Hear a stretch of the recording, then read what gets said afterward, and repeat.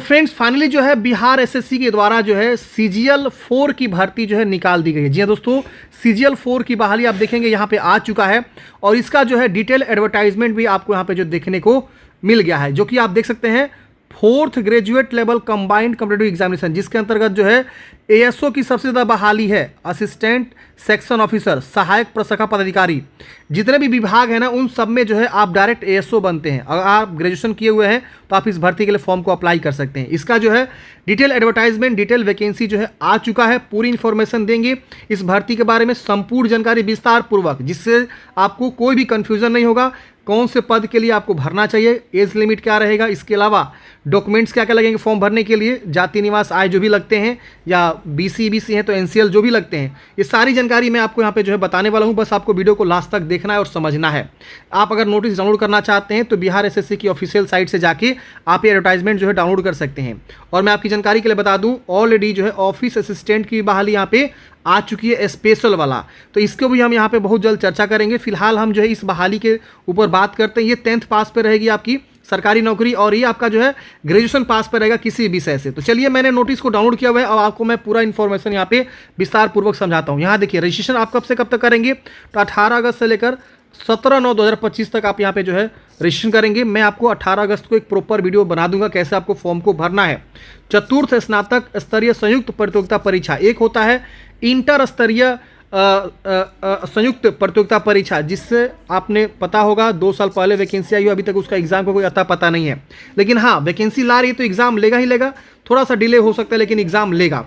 तो आपको ध्यान रखना है, अब ज़्यादा नंबर ऑफ वैकेंसी होने की वजह से भी, मैक्सिमम कैंडिडेट्स होने की वजह से भी डिले होने का कारण हो सकता है। हालांकि बिहार एसएससी ने जो है कुछ दिन पहले जो है टेंडर भी निकाला था, और टेंडर में वो जो एग्ज़ाम को लेकर ही बात कर जा रही थी। मैंने कई बार टेंडर भी देखा था। तो ये चीज़ को लेकर आप यहाँ पे निश्चिंत रहिए, फॉर्म जरूर भरिए। अगर आपको अपॉर्चुनिटी मिल रहा है तो फॉर्म नहीं छोड़ना है, एग्ज़ाम डिले सिले आपका ले ही लेगा। अब बिहार कर्मचारी के ऊपर यही धब्बा लगा हुआ है एग्ज़ाम डिले को लेकर, तो आप क्या ही कर सकते हैं, फॉर्म जरूर भरिएगा क्योंकि एग्जाम जो है यहाँ पे लेगा ये। अब यहाँ पे देखिए, आपको नंबर ऑफ पोस्ट क्या है, योग्यता क्या रखी गई है। देखिए, इसमें बोला गया सहायक प्रशाखा पदाधिकारी के लिए वेतन स्तर 7 रहेगा, किसी मान्यता प्राप्त विश्वविद्यालय से स्नातक पास होने चाहिए। योजना सहायक की जो है सेम आपका लेवल रहेगा सैलरी, ये भी स्नातक आप पास होने चाहिए किसी भी मान्यता प्राप्त विश्वविद्यालय से, और किसी भी विषय से आपने जो है क्वालिफाई होने चाहिए। किसी विषय का मतलब क्या, आप बीए क्वालिफाई हो, या बीएससी क्वालिफाई हो, या बीबीए क्वालिफाई हो, या बीसीए किए हो, या बीटेक किए हो, या एग्रीकल्चर बीएससी एग्रीकल्चर किए हुए हो, तो ये सब जो है ग्रेजुएशन कोर्स में आ जाते हैं। तो आप स्नातक कोर्स के अंतर्गत आपने क्वालिफाई किया हुआ है तो आप फॉर्म को भर सकते हैं। इसके बाद आता है कनीय सांख्यिकी सहायक, जो कि वेतन स्तर 7 रहता है। तो आप इस भर्ती के लिए फॉर्म भरेंगे, यानी अगर आपने जो किसी भी मान्यता प्राप्त विश्वविद्यालय से गणित अथवा अर्थशास्त्र में अथवा वाणिज्य में, मतलब यहाँ पे मैथ भी हो सकता है आपका, इकोनॉमिक्स हो सकता है, कॉमर्स हो सकता है, या सांख्यिकी जो होता है स्टैटिकल, इसमें से किसी भी, मतलब चारों में से किसी भी विषय से अगर आपने जो है पढ़ा हुआ है तो आप इस पद के लिए एलिजिबल रहेंगे।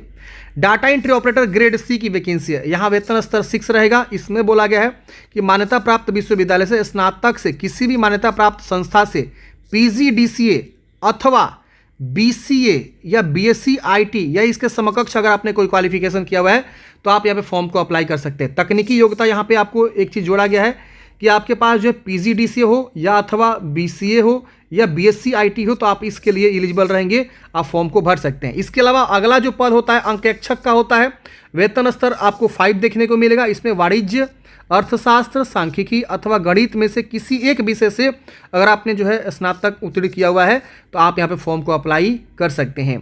तो ये सारी इन्फॉर्मेशन यहाँ पे जो है डिटेल में दिया हुआ है। अब यहाँ एक चीज़ नोट में लिखा हुआ, वित्त विभाग के पत्रांक संख्या इतना के आलोक में इन विषयों को स्नातक के मुख्य विषय के रूप में होना अनिवार्यता आवश्यक नहीं है। अगर आप सब्सिडरी में भी लेके पढ़ाई किए हो ना इसमें से कोई विषय से, तो आप इस पद के लिए भी एलिजिबल हैं। अंकेक्षक जो है सहयोग समितियां या सहकारिता विभाग के अंतर्गत वैकेंसी है, वेतन स्तर 5 पे। आपको बोला गया कि मान्यता प्राप्त विश्वविद्यालय से यानी ग्रेजुएशन बोला गया है, उत्तीर्ण होने चाहिए आप गणित के साथ अथवा कॉमर्स के साथ, तो आप इस पद पे एलिजिबल हैं। तो ये मल्टीपल पोस्ट हैं, अब देखिए बहुत से ऐसे बच्चे हैं जो सिर्फ बीए किए हैं, तो सिर्फ बीए के लिए ये पद के लिए इस पद के लिए अप्लाई कर सकते हैं। अगर कोई मान लीजिए कॉमर्स किया हुआ है तो वो सारे पद के लिए एलिजिबल है, इवन ये वाणिज्य के लिए इसमें भी अप्लाई कर सकता है, और मैथ होगा तो इसमें भी अप्लाई कर सकता है। इसके अलावा मैथ इसमें भी रखा गया है, मैथ पढ़ा होगा तो इसमें भी अप्लाई कर सकता है। तो कई प्रकार के आप यहाँ पे देखेंगे पोस्ट हैं। आप पहले क्वालिफिकेशन के अनुसार अपना पोस्ट को कंफर्म करिए कि आप किस किस पद के लिए अप्लाई कर सकते हैं। अब यहाँ पे अलग अलग जो है आरक्षणवार रिक्तियों की संख्या बताई गई है, किस पद के लिए क्या क्वालिफिकेशन। सबसे ज़्यादा जो पद है फ्रेंड्स सहायक प्रशाखा पदाधिकारी, जिसमें आप देखेंगे तो 1064 पद है, जिसमें महिलाओं के लिए 368 पद रिजर्व किया गया है। अब कैटेगरी वाइज भी वैकेंसी को दिखाएगा, यहाँ पे अलग अलग कैटेगरी वाइज कहाँ कितने सीटों को रिजर्व किया गया है। इसके अलावा जो विकलांग पर्सन है उनके लिए भी यहाँ पे सीटों को रिजर्व किया गया है। इसके अलावा जो स्वतंत्रता सेनानी के पोता पोती नतनी है उनके लिए भी 22 पदों को रिजर्व किया गया है, तो आप यहाँ देख सकते हैं। इसके अलावा दूसरा जो पद है उसमें आपका 88 पद है। नीचे वाला जो कॉलम है ना वो 88 में से ही घटा के 30 पद को जो है महिलाओं के लिए रिजर्व किया गया है। कनीय सांख्यिकी सहायक के लिए 5 पद है, डाटा ऑपरेटर के लिए 1 पद है, अंकेक्षक के 125 हैं, और यहाँ पे 198 आपका अंकेक्षक सहयोग समिति के लिए यहाँ पे आपको है। इसके बाद यहाँ पे आपको विभाग का भी नाम दिया गया, तो ये जो विभाग है आपको किस विभाग में कौन सा पद है ये भी आपको देखने को मिल गया है। तो इस तरह से आप यहाँ पे देख सकते हैं कुल 1481 पदों वैकेंसी, जिसमें से 510 पद सिर्फ ये महिला के लिए आपको जो रिजर्व किया गया है। तो ये आपको ध्यान रखना है, 1481 में से 510 पद आपको महिला के लिए रिजर्व किया गया, जो कि यहाँ पे देखिए इस तरह से 35% क्षैतिज आरक्षण महिलाओं के पद हेतु। अब यहाँ पे आपको बोला गया कि मूल जो बिहार के निवासी हैं, बेंचमार्क जो मतलब बिहार के निवासी विकलांग, उन्हीं को यहाँ पे जो है मतलब आरक्षण का जो है अनुमान्य होगा। राज्य के मूल निवासी महिला अभ्यर्थी को ही 35% का क्षैतिज आरक्षण मिलेगा। अगर कोई अदर स्टेट से महिला फॉर्म भरती है तो वो उनको महिला के कैटेगरी में रिजर्वेशन नहीं मिलेगा, उनको जो है जनरल में काउंट किया जाएगा। अगर कोई विकलांग भी है ना, पीएच कैंडिडेट्स, अगर वो फॉर्म भरता है बिहार से तो उनको भी यहाँ पे मतलब जो है यूआर में ही काउंट किया जाएगा, कोई विकलांगता का उनको रिजर्वेशन नहीं मिलेगा। ये सारी जानकारी आपको यहाँ पे जो है लिखा गया है। अब यहाँ पे उम्र सीमा सबसे इंपॉर्टेंट पॉइंट, आपका उम्र का गणना 1 अगस्त 2025 के आधार पर किया जाएगा। न्यूनतम उम्र सीमा आपका 21 वर्ष कंप्लीट होना चाहिए 1 अगस्त 2025 के दिन। या आप देख लीजिएगा अपना एज कैलकुलेटर में जाके, गूगल में जाएंगे सर्च करेंगे एज कैलकुलेटर तो आपको मिल जाएगा। और डेट ऑफ बर्थ अपना लिखेंगे और डेट एज ऑन पूछता है तो आप ये वाला डेट डालेंगे 1 अगस्त 2025, आपको जो है एज की गणना बता देगा का एज कैलकुलेटर। और आप देख लीजिएगा कि आपका एज जो है 1 अगस्त 2025 को 21 वर्ष कंप्लीट हो रहा है कि नहीं हो रहा है। इसके बाद अलग अलग कैटेगरी वाइज आपको यहाँ पे जो है एज में छूट है, जैसे कि जनरल पुरुष के लिए, यूआर पुरुष के लिए आपको जो है 37 वर्ष। इसके अलावा जो है बीसी ईबीसी के लिए आपको मैं लिख देता हूँ ताकि आप लोगों को कन्फ्यूजन ना हो, 40 वर्ष। इसके अलावा जो है आपका जनरल महिला के लिए, यूआर फीमेल के लिए, यूआरएफ मैं लिख देता हूँ 40 वर्ष। इसके अलावा SC ST मेल फीमेल के लिए आपको यहाँ पे 42 वर्ष, और जो दिव्यांग कोटि है बिहार के निवासी उनको 10 वर्षों का अधिकतम उम्र में छूट देखने को मिलेगा, यानी 37 में 10 और जोड़ेंगे तो 47 हो जाएगा। तो ये आपका जो है उम्र सीमा में छूट के बारे में दर्शाया गया है। इसके बाद यहाँ पे आपको जो कई सारे इन्फॉर्मेशन भी दिए गए हैं जो कि आप यहाँ पे देख सकते हैं। इसके अलावा जो है यहाँ पे बिहार सरकार के सरकारी सेवकों को प्रतियोगिता परीक्षा में भाग लेने के लिए नियमित नियुक्ति हेतु आधारित अधिकतम आयु सीमा में 5 वर्षों का अलग से भी यहाँ पे छूट जो है देखने को मिल जाता है। तो कुछ यहाँ पे जनरल जानकारी आप यहाँ पे जरूर पढ़ लेंगे। इसके अलावा जो है भूतपूर्व जो सैनिक हैं उनको भी यहाँ पे 5 वर्षों का आयु सीमा में छूट यहाँ पे देखने को बताया गया है। Main important point selection process के बारे में, ये सबसे इंपॉर्टेंट पॉइंट है। तो देखिए सिलेक्शन प्रोसेस परीक्षा की प्राकृतिक वस्तुनिष्ठ यानी ऑब्जेक्टिव टाइप यहाँ पे होगा, और इसमें बोला गया कि 40,000 से अगर अधिक आवेदन आते हैं तो आपको एक प्री एग्जाम भी कंडक्ट करा जाएगा।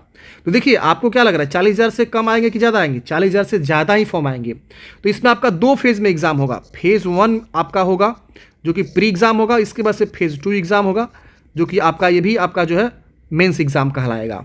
तो इस तरह से आपको बताया गया कि अगर आपका 40,000 से अधिक आवेदन आते थे तो एक प्री एग्जाम कंडक्ट करा जाएगा। इसके बाद बोला गया है कि विभिन्न चरणों में परीक्षायुक्त किए जाने की स्थिति में परीक्षा परिणाम समानीकरण की प्रक्रिया अपनाते हुए तैयार किया जाएगा, यानी जो नॉर्मलाइजेशन मार्क्स है वो पद्धति यूज करके यहाँ पे आपको जारी किया जाएगा मेरिट लिस्ट।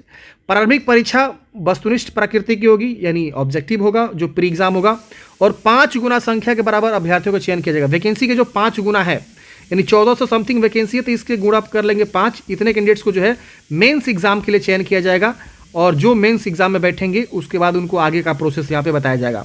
तो मेंस एग्जाम का भी अलग से फार्म आता है, अलग से जब आप प्री निकालेंगे तो मेंस का फार्म आएगा, मेंस का फार्म भरेंगे, पोस्ट प्रिफरेंस भरेंगे, उसके बाद आपका मेंस एग्जाम होता है, और मेंस के लिए अलग से भी एक सिलेबस जारी किया जाता है बाद में। अब यहाँ पे देखिए प्रारंभिक परीक्षा का यहाँ पे जो है क्या सिलेबस रखा गया ये आप यहाँ पे देख लीजिए। सामान्य अध्ययन, सामान्य विज्ञान, गणित और मानसिक क्षमता जांच यानी रीजनिंग जो होता है, मेंटल एबिलिटी, कंप्रीहेंशन, ये सब आप कराएंगे। वस्तुनिष्ठ और बहुविकल्प प्रश्न होंगे प्री एग्जाम इसका जो बताया गया है, और कुल प्रश्नों की संख्या 150 होगी और सही उत्तर के लिए 4 अंक आपको दिए जाएंगे और गलत उत्तर के लिए 1 अंक आपके काट लिए जाएंगे। 2 घंटे 15 मिनट का आपका एग्जाम यहाँ पे चलने वाला है। हिंदी अंग्रेजी दोनों भाषा में आपका एग्जाम रहेगा। आपका जो एग्जाम सेंटर है वो आपका बिहार के किसी न किसी जिला में आपको देखने को मिलेगा और ज़्यादातर जो है बिहार एसएससी OMR बेस पे ही आपका एग्जाम कंडक्ट करता है, यानी ऑफलाइन एग्जाम यहाँ पे पॉसिबल है, ऑनलाइन भी ले सकता है। इसके बाद बोला गया है कि सामान्य अध्ययन में आपको क्या रहेगा, गणित खंड में क्या रहेगा और सामान्य विज्ञान खंड में क्या रहेगा। तो यहाँ पे कुछ जानकारी दिया गया कि पुस्तकों में NCERT, BSEB, ICSE एवं अन्य बोर्ड के टेक्स्ट बुक ही मान्य होंगे। मतलब आप एग्जाम सेंटर पे जो है 3 पुस्तक अर्थात प्रत्येक खंड के लिए 1 पुस्तक ले जा सकते हैं। तो अब ये अनोखा थोड़ा सा आपको लग रहा होगा, लेकिन ऐसा ही नियम है। बिहार कर्मचारी चयन आयोग और BPSC अक्सर देखने को मिलता है कि जो CGL लेवल की एग्ज़ाम होती है उसमें जो आपको पुस्तक ले जाने की मतलब अनुमति होती है। तो प्रारंभिक परीक्षा में आप जो है पुस्तक सहित ली जाएगी, आप पुस्तक ले जा सकते हैं अपने साथ, 3 किताब ले जा सकते हैं। वो कौन सा होगा, तो NCERT, BSEB, ICSE, इसमें से तीनों ही टेक्स्ट बुक ही मान्य होंगे। इसके बाद यहाँ पे आपको और भी जानकारी दिया गया कि क्या नहीं ले जा सकते, आप पढ़ लीजिएगा। अब यहाँ सिलेबस दिया गया प्रारंभिक परीक्षा का। तो सामान्य अध्ययन में क्या क्या आपको पढ़ना है यहाँ पे दिया गया है, समसामयिक विषय में क्या पढ़ना है, भारत और उनके पड़ोसी देश में क्या पढ़ना है, सामान्य विज्ञान गणित में क्या पढ़ना है, सामान्य विज्ञान में क्या पढ़ना है, गणित में क्या पढ़ना है, ये सब आपको डिटेल में जो है सिलेबस भी दे रखा हुआ है। इसके वजह से मुख्य परीक्षा के लिए 2 पत्र होंगे। अब यहाँ पे आपका मेंस एग्जाम की भी यहाँ पे प्रॉपर जो है यहाँ पे गाइडलाइंस दिया हुआ है कि क्या आपका मेंस एग्जाम होगा।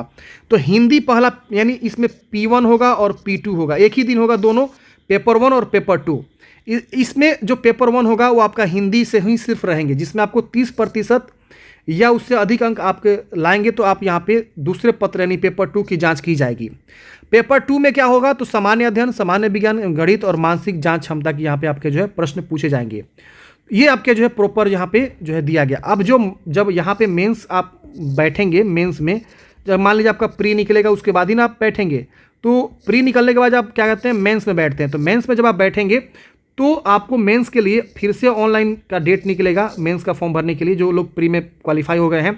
तो मेंस का एक अलग से सिलेबस आएगा और मेंस जब आप फॉर्म भरेंगे तो आपको जो है एक पोस्ट प्रेफरेंस भी मांगा जाएगा कि कौन से पद के लिए आप फॉर्म भरना चाहते हैं। इसकी वजह से क्वालिफाइंग मार्क्स मिनिमम वाला यहाँ रखा गया है, तो मिनिमम को आपको ध्यान नहीं देना, मैक्सिमम स्कोर करना है, तभी जाके आप पास हो पाइएगा।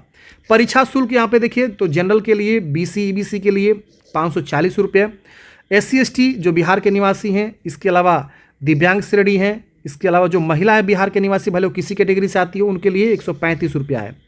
बाहर जो राज्य के हैं जैसे कि बिहार के अदर स्टेट से हैं, बिहार के छोड़ के, तो उनके लिए 540 रुपये आवेदन शुल्क यहाँ पे लगेंगे। आप ऑनलाइन आवेदन करेंगे 18 अगस्त से लेकर 17/9/2025 तक।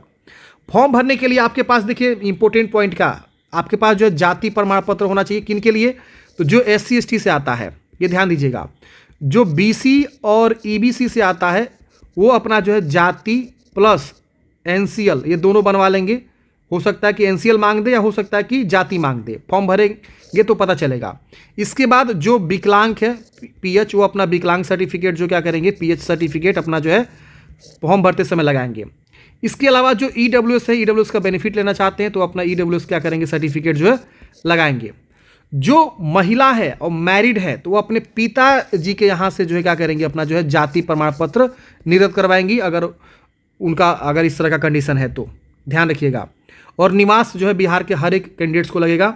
बाकी अगर कोई जनरल है तो अपना निवास प्रमाण पत्र जरूर बनवा लेंगे, निवास प्रमाण पत्र मांग सकता है। आपके लिए जाति नहीं मांगेगा, ये सब नहीं मांगेगा, लेकिन निवास मांग सकता है। तो ये इंपॉर्टेंट डॉक्यूमेंट्स है जो आपको पहले से बनवा के रख लेना है।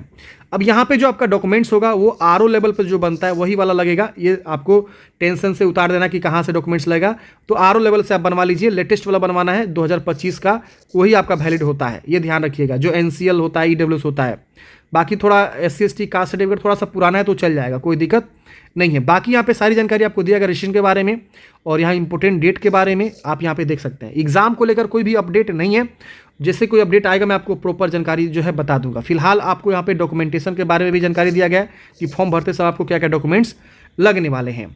आपके मन में कोई भी डाउट्स है फ्रेंड्स, कमेंट है, कमेंट बॉक्स में पूछ लीजिएगा। 18 अगस्त से लेकर 19 सितंबर तक आप फॉर्म भरेंगे। मैं आपको एक प्रॉपर वीडियो बना के बता दूंगा कैसे फॉर्म को भरना है, तो चैनल को सब्सक्राइब कर लीजिए और वीडियो को लाइक कर दीजिए ताकि आपको इसी प्रकार का अपडेट हमेशा जो है मिलते रहे। मिलते हैं नेक्स्ट वीडियो में। जय हिंद।